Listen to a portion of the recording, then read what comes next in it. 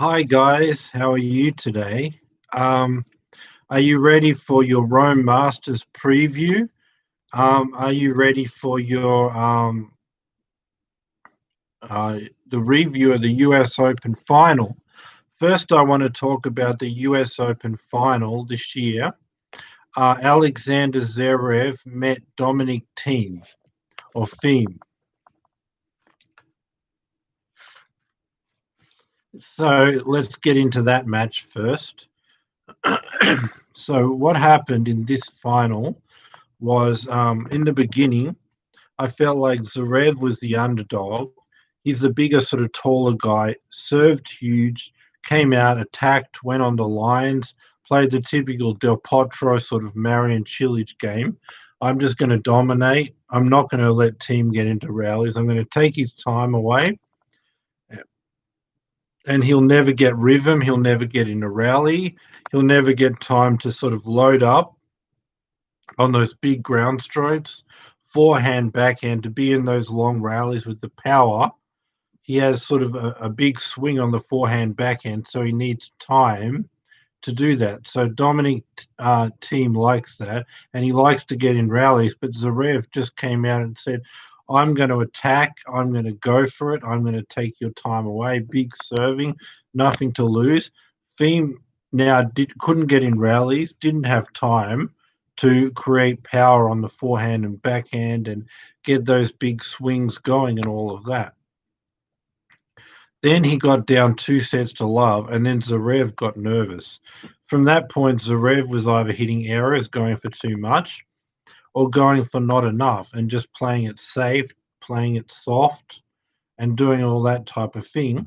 So that meant, number one, Thiem got a lot of unforced errors being hit, and got a lot of free points.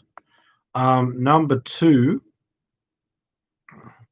number two, it meant that Thiem could have the time because in order for Zverev to get the ball on the court, he needed to play it more safe.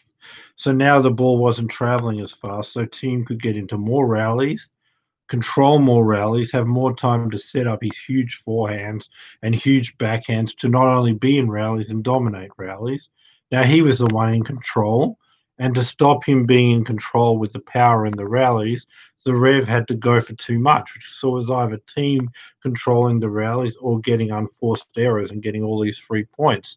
As opposed to before, it was a big guy overpowering him. He couldn't get in any rallies. He didn't have any time to load up on the forehand and backhand and to have power. So between the no rallies for Thiem, no rhythm, and no time to even use his power as opposed to later, all the time in the world to be in rallies, to have power on the forehand, backhand, time on the shots. That's what changed, and that's what the comeback was. Also, Thiem was very nervous in the first 2 sets, and Alexander Zverev was not.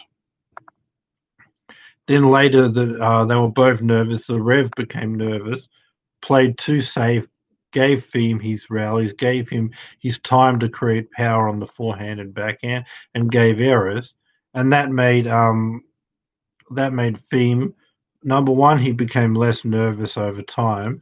Number two, he could settle down and get in rallies. Number three, he had time to, with his big swings on forehand and backhand, create the power.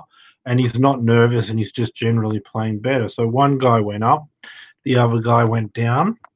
And then in the fifth set, Zverev played a bit better. Thiem got really nervous, but it was a really nervous match where it was basically like when you see one of these type of young guys playing against the big three, they'll be too nervous. They'll give it away, and the experienced guy will just take it from them. But now it was two guys giving it to each other, and you had to have one win sort of by the nerves. But anyway, I described the difference from the beginning of the match to the end of the match, right? Now let me continue and just say, like, once it came down to the very end, both were nervous at the end of the fifth set. Um, both gave a lot of errors, but Zverev was worse. Zverev at the very end was more nervous, more double faults, more errors, and more time just playing passive to allow Thiem to get in rallies and use his power and have time to set up for his power. So basically right at the end, Thiem was injured and nervous and couldn't really take it. But then Zverev couldn't either, and there had to be a winner. So really, Zverev was more nervous at the end of that match and gave more errors away. Thiem was a bit less nervous. And that last fifth set tiebreaker, it's really a shame for Zverev that he's so nervous and so in his head that he's going to make all these double faults and errors. And all he had to do is beat an injured guy at the tiebreaker at the end to win, but he couldn't even do that. So, like I said, usually if either one of these nervous and they play an experienced player, the big three, Stan, Murray, if he could get his game back, they would be sort of giving it away with their nerves, and then the experienced guy would just take it away from them. But because both guys were nervous at once and giving it to each other, we had to have a winner. That's the reality. And Thiem was just at the beginning he was a more nervous, but overall he's a bit less nervous. And like I said, when he has time to get in rallies and set up with his power, that also, and then getting unforced errors and getting in rallies, that also takes away the nerves. But he was a bit less nervous. He was a bit better. And once he had that time to get in the rallies, create the power, and do all that type of stuff, he wasn't great, but he was okay, and he was better than Zverev. And if Zverev played a good level at the end, he would have beat it. But Thiem was mentally not in a good place throughout this match and injured at the very end. But Zverev was more nervous to the point where at the end, he was not even as good as an injured and nervous Thiem because his nerves were so great. So, like I said, you take out Federer, Nadal, Djokovic, Stan Wawrinka, too, Del Potro, guys with experience. All these guys, Medvedev, Tsitsipas, Zverev, and someone has to win it. So, like I said, they're giving it away to the opponent because they're too nervous to win it, and then the other guy's giving it back. But if those experienced guys are there, they'll just take it from him. But they got one shot without it, and they could be giving it away as much as they want, and the opponent would give it back, and just someone had to be that winner, and that guy was Thiem. It makes sense because he's the only one of these young guys to be in 3 Grand Slam finals. Medvedev was in 1, the rest was 0. So if he's always there in the final in that position and Nadal or Djokovic only can stop him, what happens when you remove Nadal and Djokovic? Well, the other young guys aren't stopping him. So you're basically getting second place in all these Grand Slam tournaments, and then you're removing both of the guys who could be first place, and he's basically the winner by default because these other guys aren't getting to 3 Grand Slam finals. They're not to say, I'm second, there's one guy there. If he wasn't there, I would have won. No, they're not even that close. He is. So because he was there, when you remove that obstacle, he went up from second to first and he got his Grand Slam first Grand Slam title. So congratulations to him. It's a good win. He should feel good about it. And but I don't think it's a breakthrough as far as like it could be where he seized on the good luck of the main 3 guys, Federer, Nadal, Djokovic, not there, right? It could be where he seized the day and got good luck, but now he won't have any more nerves in finals. So in the future, he could go against Federer, Nadal, and Djokovic and possibly win. That's true, definitely for Dominic Thiem or team, or however you want to say it. But we haven't, even though that could happen, where he gets good luck, he wins a Grand Slam without their minute, and now when they're there, he can play his best in the pressure moments. He's not nervous because he's like, I don't need to worry about making the breakthrough. I'm a Grand Slam champion. But as far as the achievement, he was always the next ahead of these guys. Like I said, he was in 3 finals. So if you take the guys who are stopping him away from winning, he wins. So he's just been doing what he's always been doing, what's got him 3 Grand Slam finals. And those performances that got him runner-up 3 times are now good enough to win because the person who would stop him from win was taken out. So that's all that's really changed. Thiem did what he's got to do, what he's done lately, and that's always been better than the other young guys. So because he's better than the young guys, and he's usually the runner-up, you take away the guys who could stop him win, and then the runner-up now becomes the winner, because the reason he was the runner-up before is because he was ahead of all the other young guys. He's still ahead of them. So all these young guys advance up, try to take advantage, but he's head of the pack. He's already runner up, and then you remove the guy ahead, and he comes from runner up in a Grand Slam to champion. But I just don't see there's any change. Federer, Nadal, and Djokovic are removed for the tournament. Someone has to get it. He was the leader of the pack. He has been in 3 Grand Slam finals. He has been close. So it had to be him. It was his turn, and it happened. But it's not about him being any better or making a breakthrough. It's about him playing as he's played to make Grand Slam finals, but no Nadal, Federer, or Djokovic to stop him. So he's the one that's better than the other young guys. So he claims it because they're not there.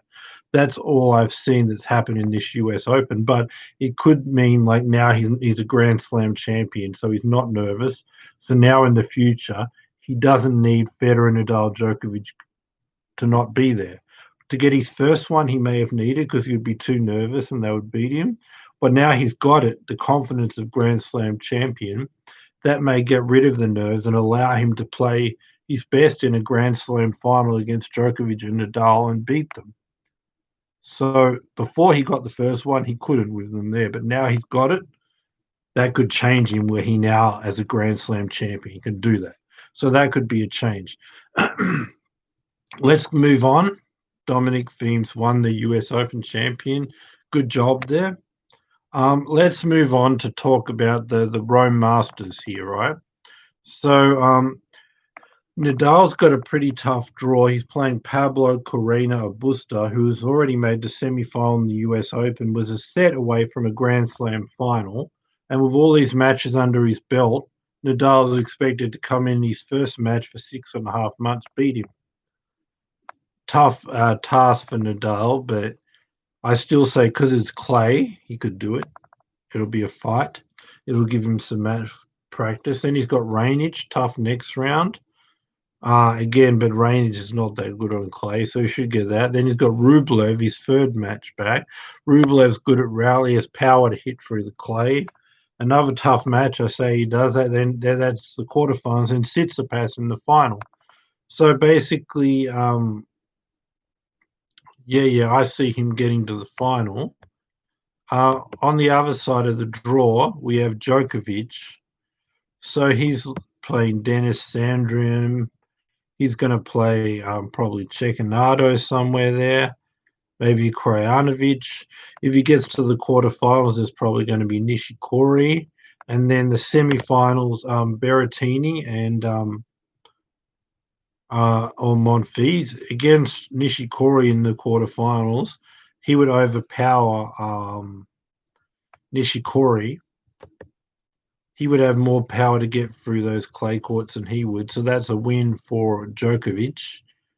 And then the semifinals, Berrettini on clay.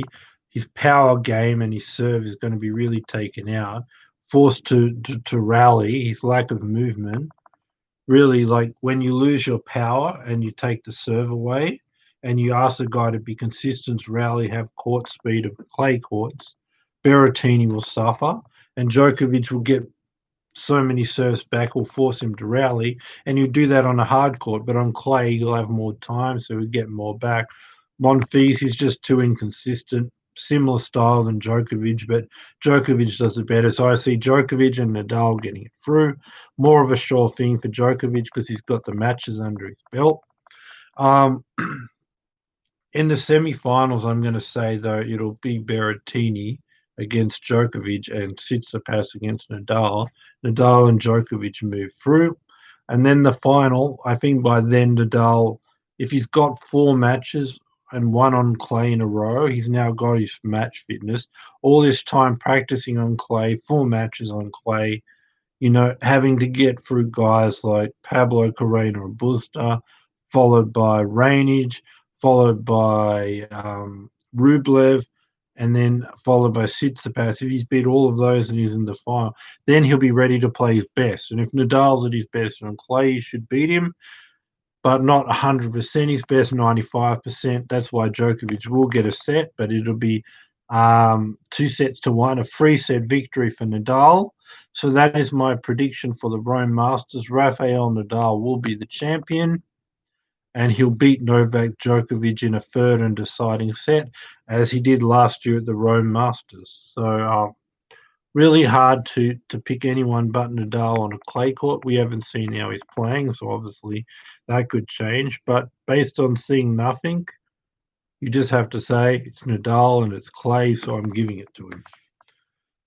And then, like I said, that hard draw in the beginning will risk him going out, but it probably won't be quite enough to make him actually lose.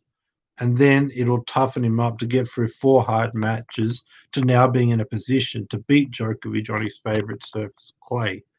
So that's what I see happening. So that's your review of the US Open final and your preview of the Rome Masters. I'll be back to preview both the semi-final, final. Small chance I'll do the quarterfinals, but I'll be back for the Rome Masters semi-final, final preview. Have a great day and night wherever you are in the world. Subscribe, give me the thumbs up, the bell notification, all of that, and I'll be with you for the Rome Masters semi-final for my next video. Bye for now.